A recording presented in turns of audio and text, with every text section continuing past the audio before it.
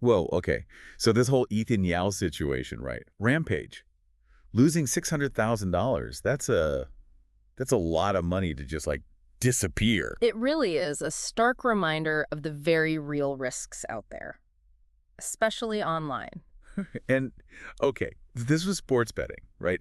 But it kind of got me thinking like this could happen anywhere, like any kind of online transaction. Yeah, you're not wrong. The principles at play here, they're pretty universal. Whether you're into gambling or just, buying something on a new website, it's the same basic idea. So we got to do a deep dive on this one, break it down, see what went wrong, and most importantly, figure out how not to let it happen to us. Right, exactly. Let's unpack this whole thing, yeah. Okay, so Ethan Yao, for those who don't know, this guy's a poker pro, like a big name. Rampage, they call him. Right, right. So you'd think, like, someone with his experience in gambling, he'd be, savvy. Exactly. So what happened? Well, it seems he decided to, venture out, try his hand at sports betting. Okay, makes sense. New challenge, right? But that's where things can get tricky. Even if you're experienced in one form of gambling, it doesn't automatically make you an expert in another. Like different rules, different odds. Yeah, all that. Plus, there's the psychological aspect, maybe a sense of overconfidence, thinking your skills transfer over perfectly, but different games, different beasts. So he gets into sports betting, and how does he get hooked up with with the scammer guy? Right, Nima Kazai.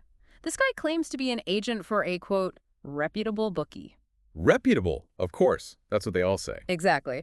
But early on, everything seems, picture perfect. Ethan even talked about how impressed he was with the customer service. Oh, the old too good to be true routine. That's ringing some alarm bells already. Big time. And it's not just about gambling, right? Anytime you see over-the-top customer service, especially online, it's like, hold on a second, why are they trying so hard? Yeah, like what are they trying to distract me from? Precisely. It's a classic tactic to build trust, lull you into a false sense of security before, boom, they make their move. So, okay, how do we spot that then? How do we know who's actually reputable online? Right, so reputable in this context means they're operating legally. Licenses, a track record, the whole 9 yards. Right. But the problem is scammers can fake that stuff. It's the internet. Anyone can put up a fancy website. So verification is key. Verification. All right, let's Yeah. break that down. What does that mean, practically speaking? Okay, so first off, don't just take someone's word for it, especially when money's involved. You got to do your homework. Right. So look for independent sources of information. Like if it's a gambling platform, check if they're licensed by a recognized gaming authority. Okay. Read reviews, but not just the ones on their website. Look for third-party reviews. See what other people are saying. Gotcha. Multiple sources, cross-reference. Don't just take one person's word for it. Exactly. Okay, so back to Ethan. Things start going south, right? Yeah, so he starts racking up some losses.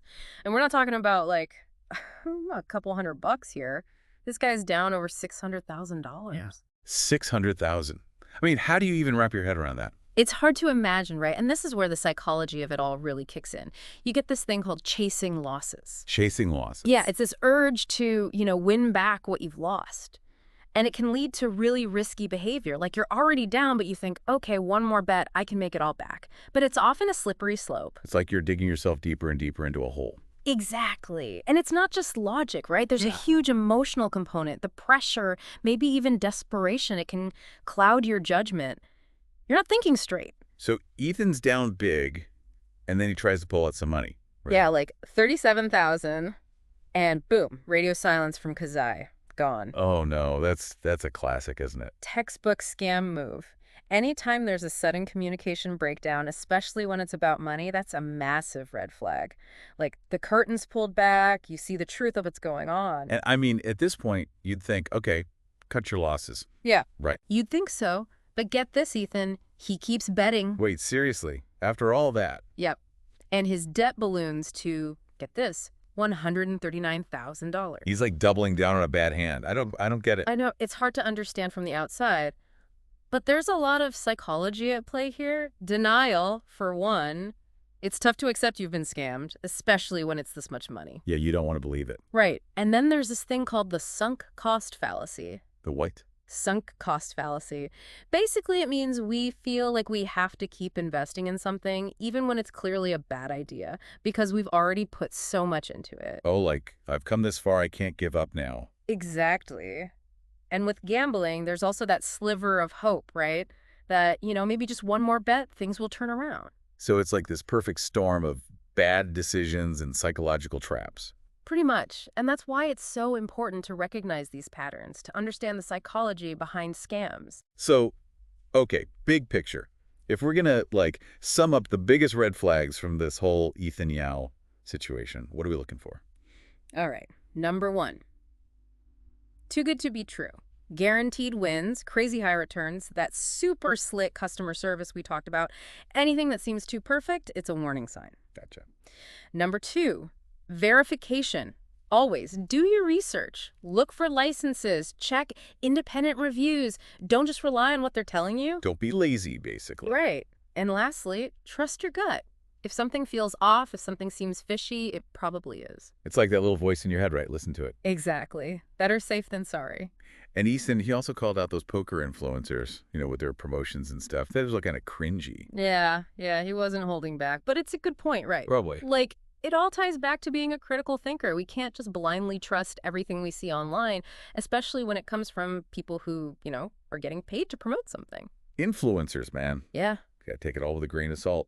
Absolutely. Think for yourself, do your own research, don't just follow the hype. So, at the end of the day, it's all about protecting ourselves online. Yep, knowledge is power. The more we understand about how these scams work, the better equipped we are to avoid them.